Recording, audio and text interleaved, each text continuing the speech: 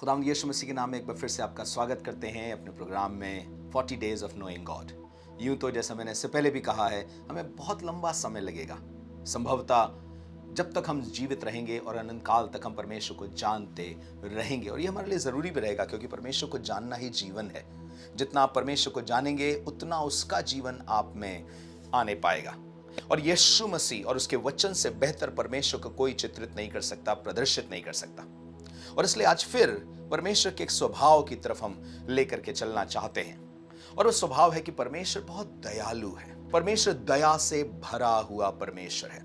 लेकिन इससे पहले कि परमेश्वर की दयालुता पे चर्चा करें, हमें अच्छा लगता है परमेश्वर की दयालुता के बारे में सोचना।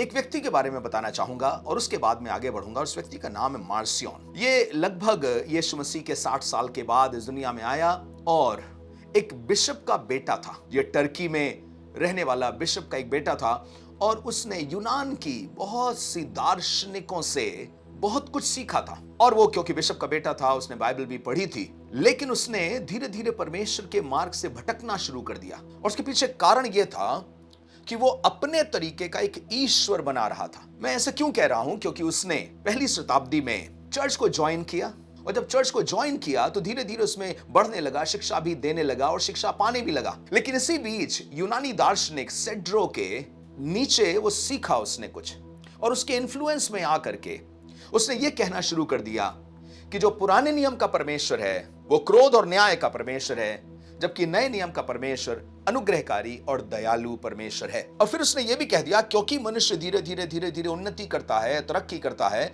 उसी तरीके से हम देख रहे हैं परमेश्वर भी पहले तो खराब था, क्रोधी था, बात बात पे क्रोध करता था, और नए नियम में अब वो बेहतर हो गया है क्योंकि पिछले कई सालों में उसका विकास हुआ है। क्या आपको मालूम, परमेश्वर सिद्ध परमेश्वर है, उसमें विकास की कोई संभावना नहीं है, उसमें बिगड़ने की कोई संभावना नहीं है। परमेश्वर जो है वो सदा वैसा ही बना रहता है। सिद्ध चीज ना बिगड़ सकती है और ना ही बेहतर हो सकती, क्योंकि उससे बेहतर और कुछ है नहीं। लेकिन उसका यह मानना था, क्योंकि वो अपने तरीके का एक ईश्वर ढूंढ रहा था, एक ऐसा ईश्वर जो सिर्फ भलाई करता है, जिसमें क्रोध नहीं है, जिसमें न्याय नहीं है। और इसलिए इसको कई चीजें करना बहुत अच्छा लगता था, और वो ये कि बाइबल के कुछ हिस्सों को लेकर के ईश्वर का एक चित्रण प्रस्तुत करना और बाकी हिस्सों को दरकिनार कर देना, हटा देना। जैसे आज भी बाइबल का एक हिस्सा है जिसको रेड लेटर बाइबल कहते हैं, या एक अनुवाद है जिसको रेड लेटर बाइबल भी कहते हैं, जिसमें यीशु मसीह के जितने शब्द हैं उसके मुंह से निकले हुए वो रेड लेटर में लिखे हुए हैं।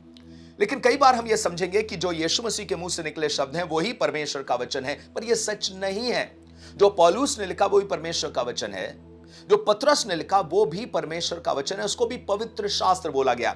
जो यशाया ने लिखा, जो यिर्मयाह ने लिखा, ये सब परमेश्वर का वचन है। उत्पत्ति से लेकर प्रकाशित वाक्य तक ये सब परमेश्वर का वचन है। लेकिन उसने क्या किया?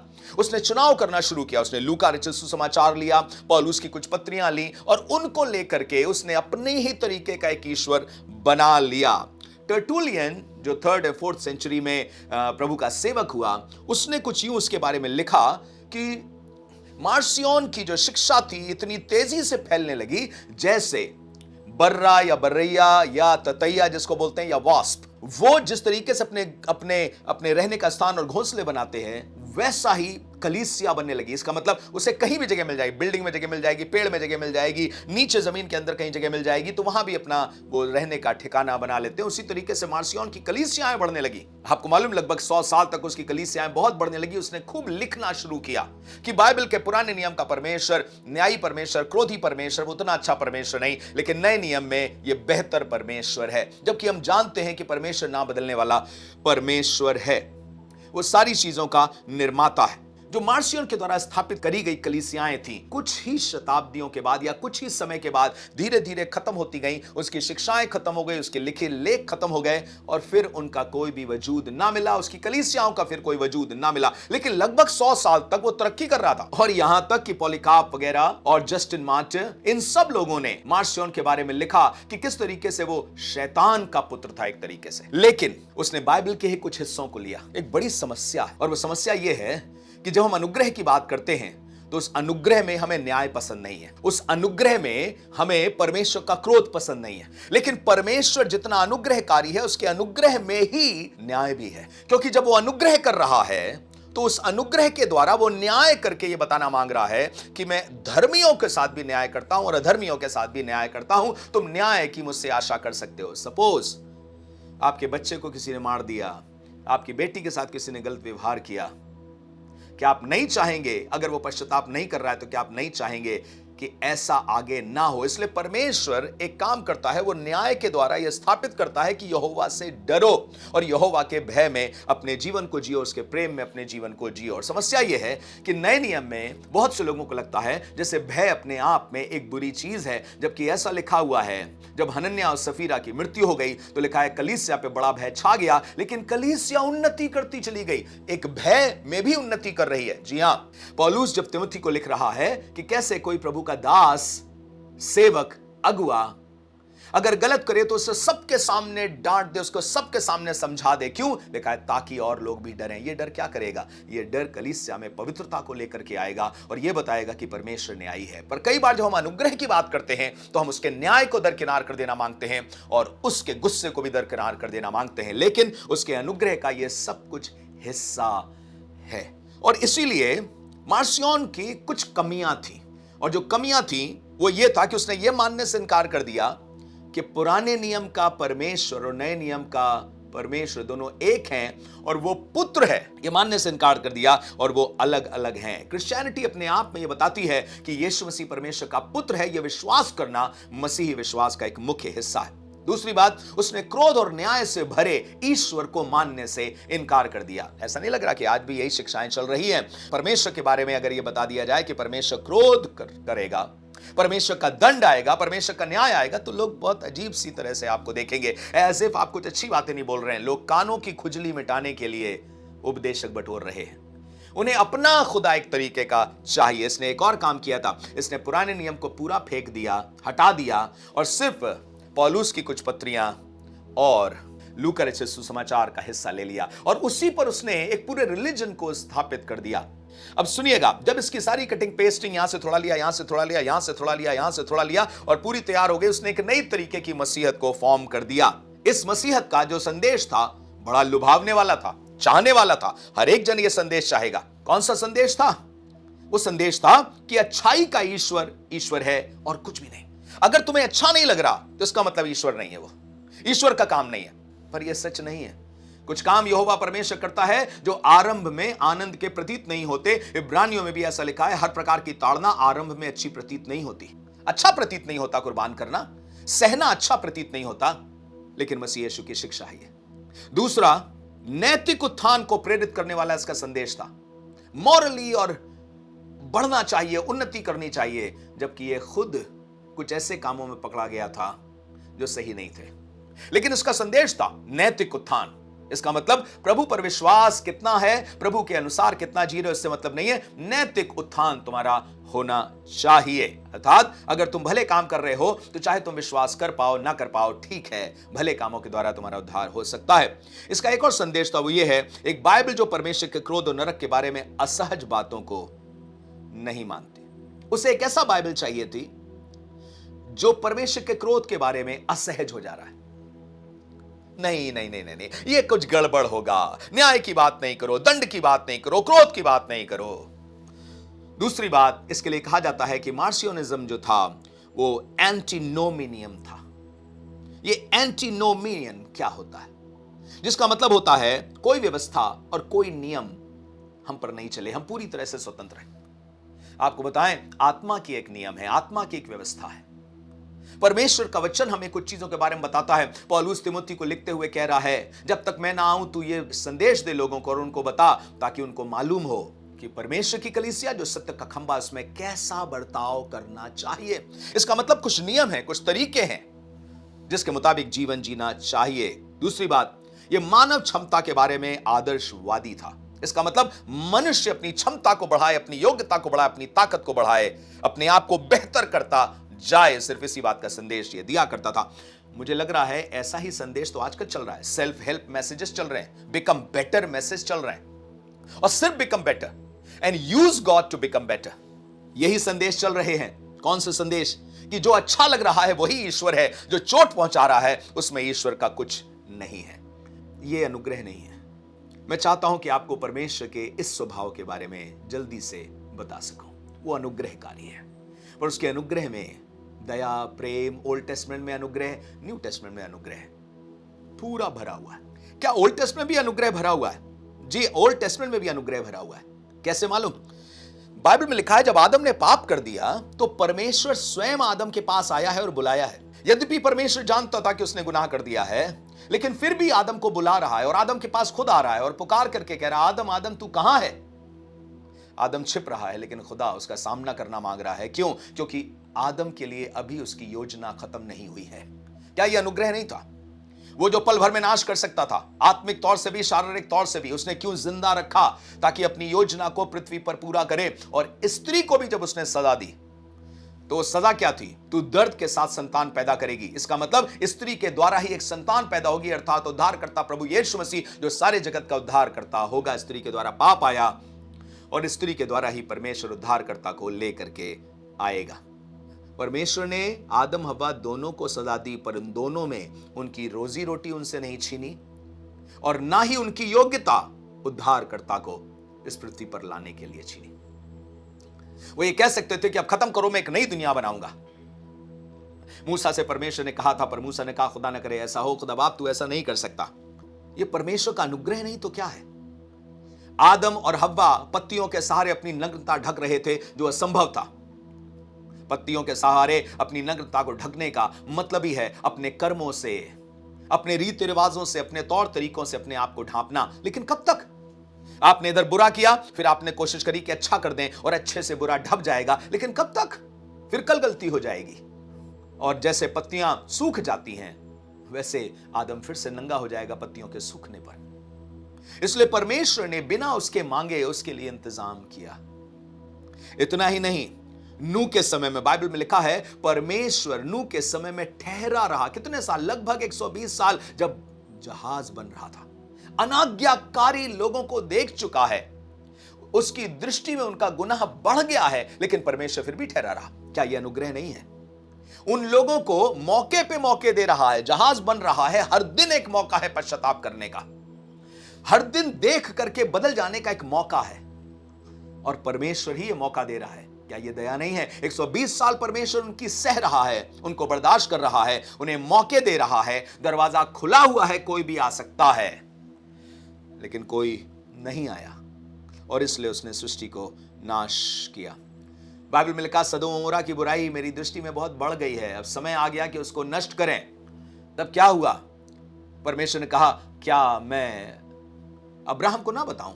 अब्राहम को बताया तो अब्राहम प्रार्थना करने लगा और परमेश्वर से यह प्रार्थना करने लगा, अगर 50 विश्वासी हो तो क्या तू उनको नाश कर देगा? उसने कहा, नहीं, 50 के कारण तो पूरा शहर बचा लूंगा। इसका मतलब वो अनुग्रह करना चाहता था, और उसने अंत में आके कहा, 10 भी हो तब भी मैं अनुग्रह करके उस नगर को नाश नहीं करूंगा। खैर, 10 भी नहीं मिले तो स्वर्गदूत वहां पर गए, उन्होंने स्वर्गदूतों के साथ दुराचार करना चाहा। खैर, आगे किस्सा यूं बढ़ता है कि जब समय आया अब निकल जाने का, तो लिखा है लूत उसके घर वाले ढिलाई कर रहे थे, तो स्वर्गदूतों ने उनका हाथ पकड़ा और जबरदस्ती निकाला। लिखा है, क्योंकि यहोवा का अनुग्रह लूत पर और उसके घर पर था। यह परमेश्वर की दया है, खींच करके निकाल रही। क्या यह हमको अनुग्रहकारी परमेश्वर नहीं दिखाई दे रहा है? क्या हम सदोम अमोरा के समय में अनुग्रहकारी परमेश्वर को नहीं देख रहे हैं, जो लूत की ढलाई के बावजूद उसको खींच करके निकाल रहा है, जो सदोम अमोरा को मौके पर मौके दे रहा है, जबकि बुराई बढ़ गई है फिर भी कह रहा है, क्या कोई है इस नगर में जो अपने साथ लेकर के चलना चाहता है? कोई पुरुष तैयार नहीं था। बाइबल में लिखा, नीनवे की बुराई बढ़ गई है, लेकिन उसने प्रचारक को भेजा और 40 दिन का समय दिया। क्यों? क्योंकि परमेश्वर अनुग्रहकारी है। कदाचित लोग पश्चाताप करें, परमेश्वर अनुग्रह करना चाहता। पूरा ओल्ड टेस्टमेंट और न्यू टेस्टमेंट, पुराना नियम और नया नियम, परमेश्वर अनुग्रहकारी है, इससे भरा हुआ है। प्लीज समझिए इस चीज को। परमेश्वर न्यायी भी है और अनुग्रहकारी भी है। उसके अनुग्रह में ही उसका न्याय है, उसके न्याय में ही उसका अनुग्रह है। जो कुछ वो न्याय संगत करता है उसमें भी पृथ्वी के लिए अनुग्रह है। उसका अनुग्रह सदा के लिए बना हुआ है। एक स्त्री थी जिसका नाम रूथ था। कौन सी जाति की थी? मोआबिन जाति की थी वो। और बाइबल में लिखा है, परमेश्वर ने उसके अपने घराने में उसको एक्सेप्ट किया, और सिर्फ अपने घराने में एक्सेप्ट नहीं किया, पर यीशु मसीह के खानदान में एक आदि माता के रूप में ये कहलाई।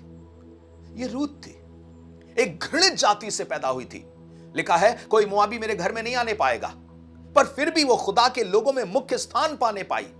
अरे राहाब वेश्या के बारे में सोचें, क्यों वो दो लोग उसी वेश्या के घर में गए और बाद में उसी वेश्या के पूरे घराने के उद्धार का कारण बन गए। परमेश्वर अनुग्रहकारी परमेश्वर है, इसलिए पूरी बाइबल को जहां हम देखेंगे परमेश्वर का अनुग्रह हमको दिखाई देगा, क्योंकि परमेश्वर अनुग्रहकारी परमेश्वर है। एक पद पढ़ना चाहता हूं। मूसा ने क्रोध में आकर के पत्थर की वो तख्तियां जो परमेश्वर ने दी थी, जिस पे आज्ञाएं लिखी थी, नियम लिखे थे, उनको तोड़ दिया था। लेकिन दोबारा फिर से परमेश्वर ने दी, और जब दोबारा परमेश्वर ने फिर से उसको बुला करके दिया, तो सुनिएगा उसके 5वें पद से, निर्गमन 34 अध्याय के 5वें पद से कुछ यूं लिखा है, तब यहोवा ने बादल में उतरकर उसके संग वहां खड़ा होकर यहोवा नाम का प्रचार किया, और यहोवा उसके सामने होकर यह प्रचार करता हुआ चला। मूसा के सामने यहोवा यह प्रचार करता हुआ चला, यहोवा यहोवा परमेश्वर दयालु और अनुग्रहकारी है। यहोवा जो स्वयं से अस्तित्व में है, यहोवा जो स्वयं से अस्तित्व में है। और तुरंत अगली बात बोली, जो दयालु और अनुग्रहकारी है। किन लोगों के बारे में बात कर रहा है? जिनसे अभी नाराज था। अभी इससे पहले के अध्याय में आकर के पढ़ें तो वहां पर परमेश्वर मूसा को उनके लिए विनती करनी पड़ी है कि परमेश्वर इनको बख्श दे, इनको छोड़ दे, इनको नाश ना कर, मुझे अपने मुख का दर्शन दिखा। सुनिएगा, परमेश्वर अपना प्रचार करते हुए एक बात कह रहा है, और यह कह रहा है, यहोवा यहोवा परमेश्वर दयालु और अनुग्रहकारी है, कोप करने में धीरजवंत और अति करुणामय और सत्य, हजारों पीढ़ियों तक निरंतर करुणा करने वाला, अधर्म और अपराध और पाप को क्षमा करने वाला है। जब कभी दया और करुणा की बात आती तो हमारे पास सीधे यह समझ में आता है, अच्छी नौकरी, बड़ा बंगला, बड़ी गाड़ी, बड़ा सब कुछ, खूब धन। यह भी प्रभु की दया से मिल सकता है और मिलता है, लेकिन उससे कहीं ज्यादा कीमती है पापों की क्षमा, क्योंकि पापों की क्षमा की जो कीमत चुकाई गई है वो सबसे ज्यादा कीमत चुकाई गई है। परमेश्वर ने अपने निष्कलंक बेटे को कुर्बान किया है। तो इसलिए लिखा है, अधर्म, अपराध और पाप को क्षमा करने वाला, परंतु दोषी को वो किसी प्रकार निर्दोष ना ठहराएगा। तो करुणा कैसी, दया कैसी, धीरज कैसा, अनुग्रह कैसा? जी, वो पितरों के अधर्म का दंड उनके बेटों वरन पोतों और परपोतों को भी देने वाला है। तब मूसा ने फुर्ती कर पृथ्वी की ओर झुककर दंडवत किया, उसने कहा, हे प्रभु, यदि तेरे अनुग्रह की दृष्टि मुझ पर हो, हम लोगों के बीच में होकर चले। ये लोग हठीले तो हैं, तो भी हमारे अधर्म और पाप को क्षमा कर और हमें अपना निज भाग मानकर ग्रहण कर। एक प्रार्थना, एक पश्चाताप परमेश्वर की दया ले आ देती है। एक छोटी सी प्रार्थना, प्रभु हम हठीले हो गए, प्रभु माफ कर दे प्रभु, परमेश्वर की दया लेकर के चली आती है। और परमेश्वर दयालु था, दयालु है और अनंत काल तक दयालु बना रहेगा। परमेश्वर क्रोधी नहीं था, मनुष्य ढीठ था। परमेश्वर हमेशा से अनुग्रहकारी रहा है, यह ओल्ड टेस्टमेंट की बात है। और न्यू टेस्टमेंट में क्या लिखा है यूहन्ना रचित सुसमाचार उसके पहले अध्याय में, कि उसके द्वारा हम सबको मिला, अर्थात अनुग्रह पर अनुग्रह। प्रभु यीशु मसीह के बारे में लिखा है, वो अनुग्रह और सच्चाई से परिपूर्ण होकर हमारे बीच में डेरा किया, और हमें क्या मिला? अनुग्रह पर अनुग्रह। पुराने नियम में भी अनुग्रह था और नए नियम में और अनुग्रह खुदावंद यीशु मसीह के द्वारा आया है। कोई कहता है ना, हम इस समय अनुग्रह के दिनों में रह रहे हैं। अनुग्रह के दिनों में अगर मूसा ना रह रहा होता तो वो मर गया होता। अनुग्रह के दिन में अगर परमेश्वर दाऊद को ना बचाता तो दाऊद भी खत्म हो गया होता। अनुग्रह के दिनों में अगर परमेश्वर नूह को, अय्यूब को, इन सब को ना बचाता तो ये सब नाश हो गए होते। सच तो यह है, सब ने पाप किया और परमेश्वर के अनुग्रह से ही जिंदा है। अगर हम में से कोई आज जिंदा है तो सिर्फ परमेश्वर के अनुग्रह से जिंदा है। पर याद रखिए, एक अनुग्रह काम भी करता है। जो तीतुस उसके 2 अध्याय उसके 11 से 13 में बताते हुए पौलुस ने कहा, परमेश्वर का अनुग्रह जो हम पर हुआ है, जो प्रकट हुआ है, लिखा है, वो हमें सिखाता है कि हम अभक्ति को ना बोल सके। यही परमेश्वर की दया जो आपको उठाएगी, उसका अनुग्रह जो आपको पाप से उठाएगा, आपको पाप पर विजयी भी बनाएगा। वो अनुग्रहकारी परमेश्वर है। कब तक दया करेगा? जब तक आप सच्चाई से पश्चाताप करके उठने की इच्छा रखोगे, वो आपको उठाएगा, क्योंकि परमेश्वर अनुग्रहकारी परमेश्वर है। प्लीज याद रखिए, जब वो कलीसिया को पवित्र कर रहा है, शुद्ध कर रहा है, तो भी उसका अनुग्रह है। जब वो गलत लोगों को कलीसिया में से हटा रहा है, तो भी उसका अनुग्रह है। जब वो मेरे गलत चीजों को मेरे अंग में से हटा रहा है, तो वो भी अनुग्रह है। बाइबल में लिखा है, जो अंग तुझे ठोकर खाए खिलाए, उसे काट कर फेंक दे। यह भी अनुग्रह है कि कोई चीज जो मुझे ठोकर खिला रही है, परमेश्वर उसको निकाल करके हटा दे रहा है। यह मुझ पर अनुग्रह है परमेश्वर का। कलीसिया में ठोकर के कारणों को दूर कर रहा है, यह भी कलीसिया के ऊपर परमेश्वर का अनुग्रह है। और इसलिए आपसे कहना मांगता हूं, याद रखिए परमेश्वर अनुग्रहकारी था, है और अब तक बना रहेगा। यह मनुष्य ढीठ था, मनुष्य ढीठ है और मनुष्य ढीठ बना रहता है। जल्दी से कुछ पद पढ़ूंगा और मैं चाहूंगा कि आप खुद भी पढ़ लीजिएगा कैसे मनुष्य की ढिठाई थी कि कई बार जो नियम दिए गए वो कठोरता से भरे, ऐसा लग रहा है जैसे नियम थे। इब्रानियों 10 अध्याय उसके 28 पद में लिखा है, मूसा की व्यवस्था का ना मानने वाला 2 या 3 जनों की गवाही पर बिना दया के मार डाला जाता था। ऐसा क्यों? क्या परमेश्वर दयालु नहीं था? तो मूसा की व्यवस्था के मुताबिक बिना दया के क्यों मारा जा रहा है? सुनिएगा, व्यवस्था पाने के समय लोग हठीले थे। कहां लिखा है? निर्गमन उसका 32 अध्याय 9 में ऐसा लिखा है, फिर यहोवा ने मूसा से कहा, मैंने इन लोगों को देखा है, सुन वे हठीले हैं। निर्गमन के 33:3 में लिखा है, तुम उस देश को जाओ जिसमें दूध और मधु की धारा बहती है, परंतु तुम हठीले हो, इस कारण मैं तुम्हारे बीच में ना चलूंगा। खैर, न्यायों के समय अब कलीसिया आ गई है। अब तक व्यवस्था के टाइम पे जब मूसा के समय लेकर के चल रहे थे, फिर न्यायों का समय आ गया। पहला शमूएल 6:6 में लिखा है, तुम अपने मन में क्यों ऐसे हठीले काम करते हो जैसे मिस्रियों और फिरौन ने अपने मन हठीले कर दिए थे। फिर उसके बाद राजाओं के समय के बारे में लिखा, दूसरा राजा उसके 17 अध्याय 14 पद में लिखा, परंतु उन्होंने ना माना, वरन अपने पुरखाओं के समान जिन्होंने अपने परमेश्वर यहोवा का विश्वास ना किया था, वे भी हठीले बन गए। देखिए, मूसा के समय ये हठीले थे, शमूएल के समय हठीले थे, न्यायियों के समय हठीले थे, राजाओं के समय हठीले। यशायाह 1:23 में लिखा है, तेरे हाकिम हठीले और चोरों से मिले हुए हैं। इस पीढ़ी के लोग जिनके पास मैं तुझे भेजता हूं, वे निर्लज्ज और हठीले हैं। प्रभु के आगमन पर, यीशु मसीह के आगमन पर मत्ती 17:17 में लिखा, यीशु ने उत्तर दिया, हे अविश्वासी और हठीले लोगों, मैं कब तक तुम्हारे साथ रहूंगा। जब वचन लिखा जा रहा था, रोमियो की पत्री लिखी जा रही थी, उस समय तक रोमियो 2:4 में लिखा, क्या तू उसकी भलाई, सहनशीलता और धीरज रूपी धन को तुच्छ जानता है और यह नहीं समझता कि परमेश्वर की भलाई तुझे मन फिराव सिखाती है। सुनिएगा क्या लिखा है, पर अपनी कठोरता और हठीले मन के अनुसार उसके क्रोध के दिन के लिए, जिसमें परमेश्वर का सच्चा न्याय प्रकट होगा, अपने लिए क्रोध कमा रहा है। इसका मतलब इस पत्री के लिखे जाने तक लोग अपने लिए क्रोध कमा रहे थे। और अंतिम दिनों के लिए उसने क्या बोला? पौलुस ने दूसरा तिमोथी 3 अध्याय के 4 पद में लिखा है, लोग क्या होंगे अंत के दिनों में? विश्वासघाती और हठी होंगे। बाइबल में लिखा है, यीशु मसीह ने मरकुस 10 अध्याय के 4 पद में कहा, मूसा ने जो तुम्हें आज्ञा दी कि तुम अपनी पत्नी को त्याग दे सकते हो, त्याग पत्र के साथ लिखा है, उसने तुम्हारे मन की कठोरता के कारण यह दिया। परमेश्वर कठोर नहीं था, पर तुम कठोर हो, तुम्हारे मन हठीले हैं। परमेश्वर दयालु था, अनुग्रहकारी था, लेकिन उससे पृथ्वी पर न्याय को और विश्वास को और धार्मिकता को कायम करना है। अनुग्रहकारी परमेश्वर है। आज अनुग्रह मांगेंगे, वो आज अनुग्रह देगा, पर वो चाहता है कि पाप पर पाप बढ़ाते ना चलो, मेरा अनुग्रह लो और धार्मिकता का जीवन जियो। जैसा तीतुस 2 में लिखा है, अनुग्रह हमें धार्मिकता का जीवन सिखाता है, अभक्ति को ना कहना सिखाता है। मेरी प्रार्थना है प्रभु का अनुग्रह आप पर हो। जैसे पौलुस ने अपनी सारी पत्री को खत्म करते समय परमेश्वर के अनुग्रह का आह्वान किया, मैं भी कहता हूं प्रभु यीशु का अनुग्रह आप पर होने पाए और आप धार्मिकता का सामर्थ्य अद्भुत जीवन जिए। अपने आप से मार्सियोन के समान एक ईश्वर ना बना लीजिए अपने मन का। बाइबल जो बताती है वही ईश्वर है, वही सच्चा परमेश्वर है। तू कोई भी इमेज परमेश्वर की ना बनाना, कोई अपने लिए ईश्वर ना बना लेना। जो बाइबल का ईश्वर है, जैसा है वैसा ही वो है। प्रभु आपको आशीष दे। God bless you.